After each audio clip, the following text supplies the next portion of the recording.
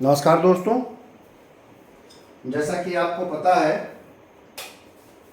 कि सामान्य अध्ययन में उत्तर प्रदेश के प्रश्न भी आते हैं, उत्तर प्रदेश की योजनाएं आती हैं।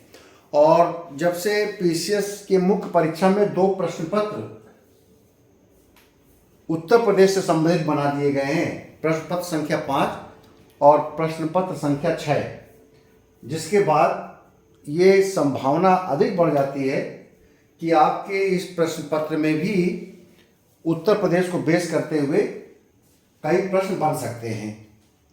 जैसे उत्तर प्रदेश में शिक्षा की व्यवस्था, उत्तर प्रदेश में हायर एजुकेशन, उत्तर प्रदेश की विभिन्न योजनाएं।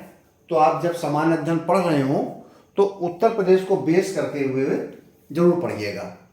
तो देखिए, एक क्वेश्चन बन सकता है कि उत्तर प्रदेश की योजनाएं, भारत सरकार की मैंने आपको 9-10 योजनाओं के बारे में बताया है। तो उत्तर प्रदेश की योजनाओं के बारे में चर्चा नहीं कर पाया हूँ, समय बहुत कम है। तो देखिए, मैंने एक वीडियो में कई योजनाओं को संक्षेप में आपको बता रहा हूँ। अगर एक लॉन्ग क्वेश्चन बन जाए तो उसका भी आप उत्तर ले सकते हैं। आ सकता है कि उत्तर प्रदेश के विभिन्न योजनाओं तथा उनके उद्देश्यों तथा विकास और उसके महत्व पर आप चर्चा कीजिए। तो आपको अगर 8-10 योजनाओं के बारे में सामान्य जानकारी भी होगी तो वो स्वतः ही 100, 150, 200 शब्दों में आप आसानी से लिख देंगे।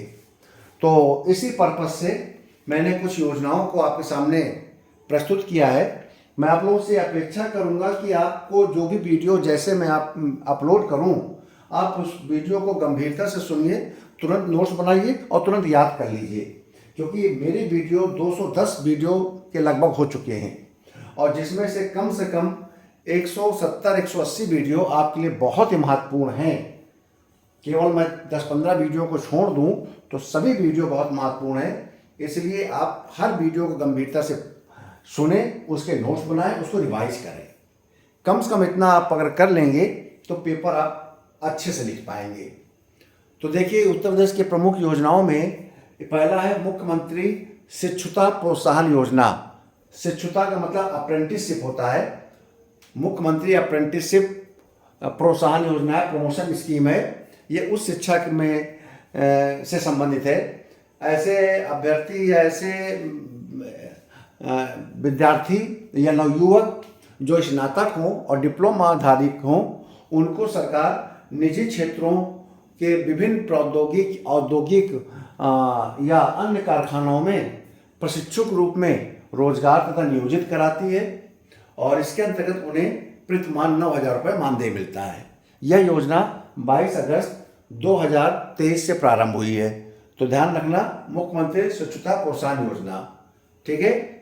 अगला है मुख्यमंत्री खेत सुरक्षा योजना।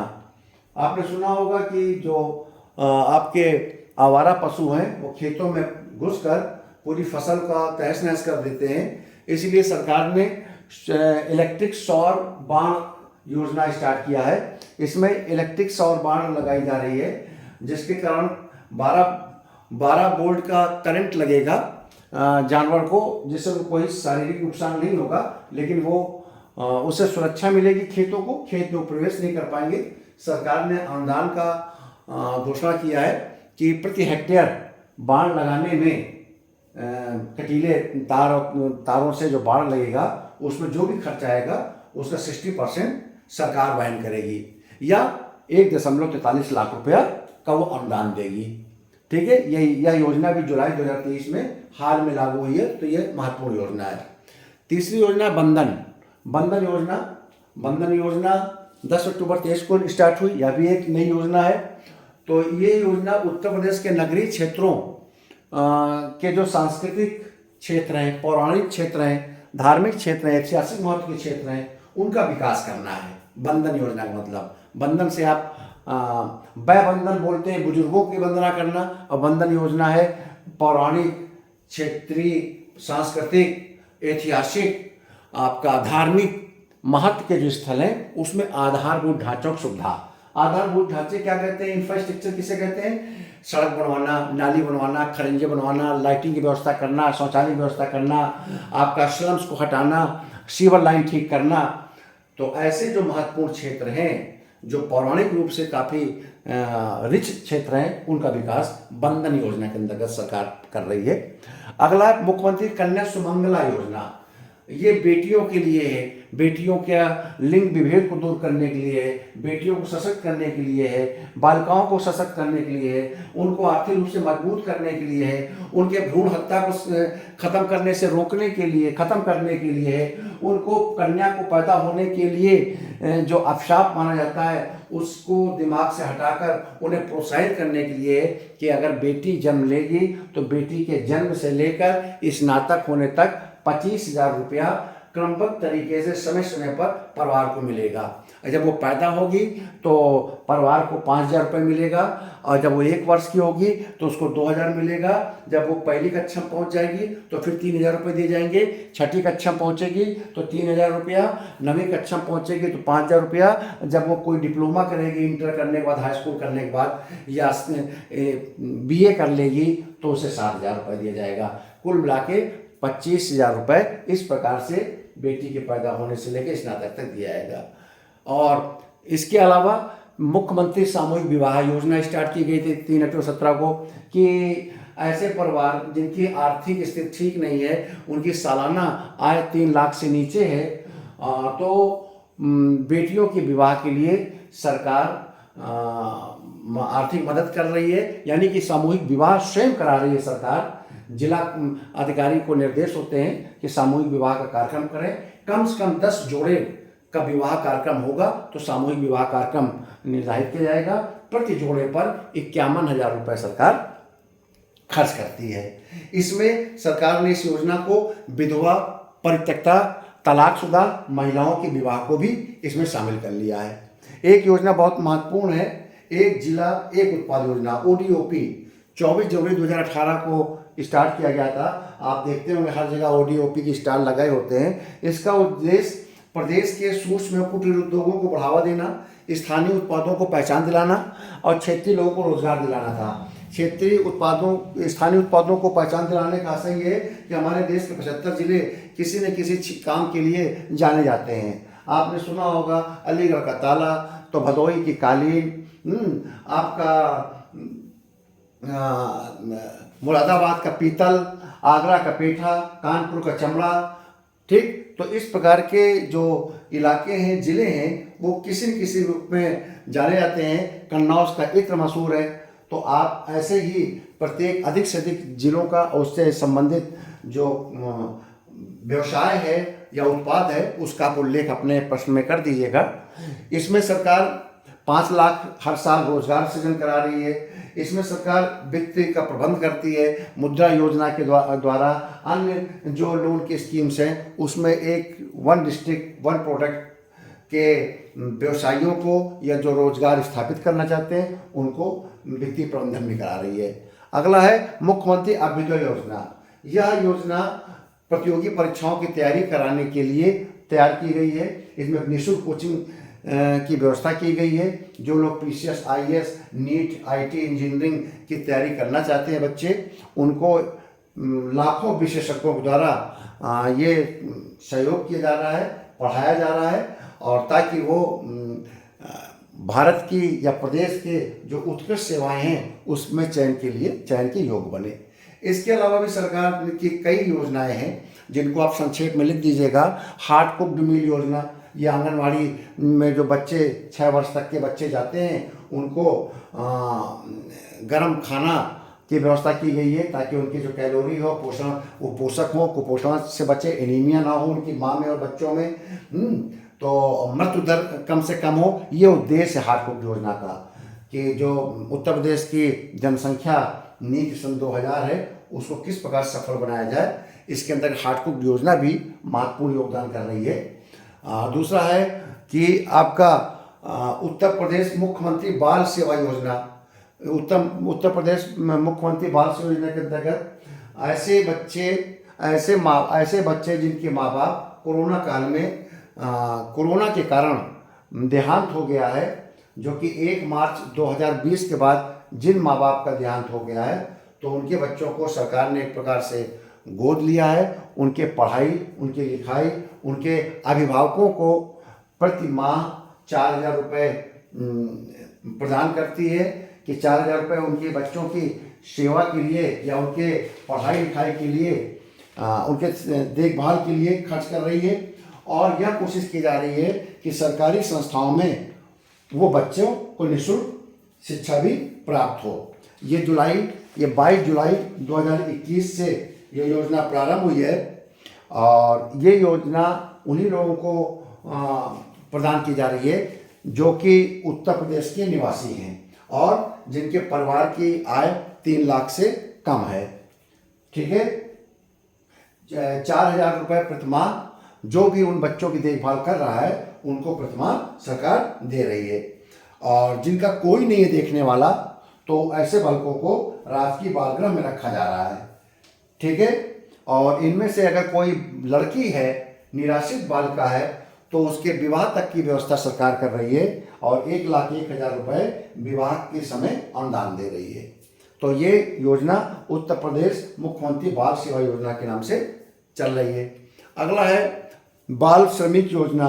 बाल श्रमिक योजना में जो बच्चे 8 साल से लेकर 18 साल के बीच में किन्हीं कारणों से उनको काम करना पड़ रहा है, तो ऐसे बच्चों को उद्धार करने के लिए, ऐसे बच्चों को विकास करने के लिए सरकार सुविधा दे रही है और इसे 9 श्रेणियों में इस योजना को रखा गया है। पहला श्रेणी तो यही है कि जिसमें बच्चों के माँ बाप दोनों का अगर देहांत हो गया है तो उनको बच्चों को सुविधा दी जा रही है पढ़ाई के लिए, उनके खान पान के लिए, उनकी अच्छे व्यवस्था के लिए। ठीक, अगली योजना आ रही है आपके विश्वकर्मा सब सम्मान। फिर है डेयरी सहकारी समितियों को बढ़ावा देने के लिए नंद बाबा दुग्ध मिशन। तो नंद बाबा दुग्ध मिशन योजना प्रारंभ की गई है। इसका उद्देश्य अधिक से अधिक दूध का उत्पादन करना, गांव में और ग्रामीण क्षेत्रों में क्षेत्रीय जगहों पर, टाउन एरियाज में अधिक से अधिक कोऑपरेटिव सोसाइटी तैयार की जाए, डेयरी कोऑपरेटिव सोसाइटी, और गांव का उस क्षेत्र का दूध इकट्ठा करके उसका शहरों में उसका विक्रय किया जाए और रोजगार के साधनों को बढ़ावा दिया जाए। एक यह योजना भी है। इसके अलावा एक जिला एक खेल योजना भी प्रारंभ की गई है। इसमें कोशिश किया गया, जैसे ODOP है, 1 डिस्ट्रिक्ट 1 प्रोडक्ट, वैसे ही एक जिला एक खेल। हर जिले को एक एक खेल के लिए विशेषज्ञ बनने के लिए उनको मोटिवेट किया जा रहा है और उनको एक एक खेल प्रदान कर दिया गया है। जैसे मथुरा को कुश्ती, मैनपुरी को एथलेटिक्स, आगरा और कानपुर को टेबल टेनिस, बुलंदशहर को बॉक्सिंग, सोनभद्र ललितपुर को तीरंदाजी, हाथरस को फुटबॉल और पीलीभीत को तैराकी, तैराकी और कबड्डी, और कन्नौज को लॉन टेनिस। कबड्डी मिला है कि कन्नौज को और लॉन टेनिस दिया गया है प्रयागराज को। तो ये आपका एक खेल एक जिला के अंतर्गत विकास कार्य अच्छे खिलाड़ियों को और ऐसे खिलाड़ियों को निकालकर ओलंपिक तथा एशियाड एवं सार्क देशों के या विभिन्न जो नेशनल खेल होते हैं उनमें प्रोत्साहित करने के लिए, खेल कूद को बढ़ावा देने के लिए योजना चलाई जा रही है। तो आपको मैंने बताया विभिन्न क्षेत्रों से जुड़ी हुई ये उत्तर प्रदेश की योजनाएं हैं। इन योजनाओं को आप कई बार सुन लीजिए। अगर इन योजनाओं का अगर एक समग्र एक प्रश्न आ जाएगा तो आप बेहतर तरीके से लिख देंगे। अगर इनमें से एक भी योजना आ जाएगा तो भी आप लिख देंगे।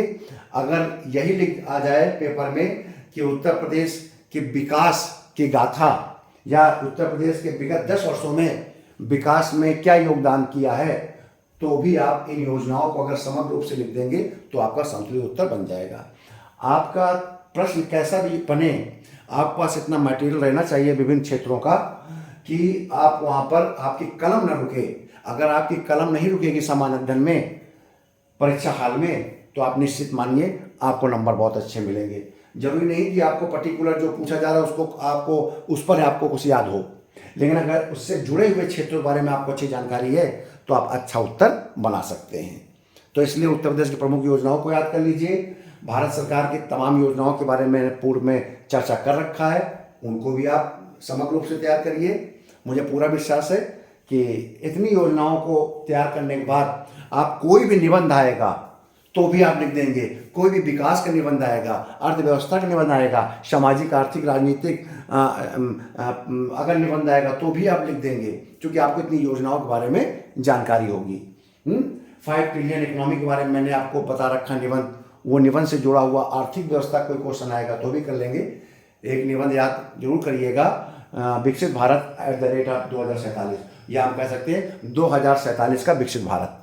ये बहुत महत्वपूर्ण है। अगर ये निबंध आता है तो आप समग्र रूप से जो कुछ भी आप समान अध्ययन में पढ़े हैं, मेरे द्वारा पढ़ाया गया है, वो सब आप 2047 विकसित भारत में उड़ेल दीजिएगा कि मैं 2047 का भारत इस प्रकार देखना चाहता हूँ।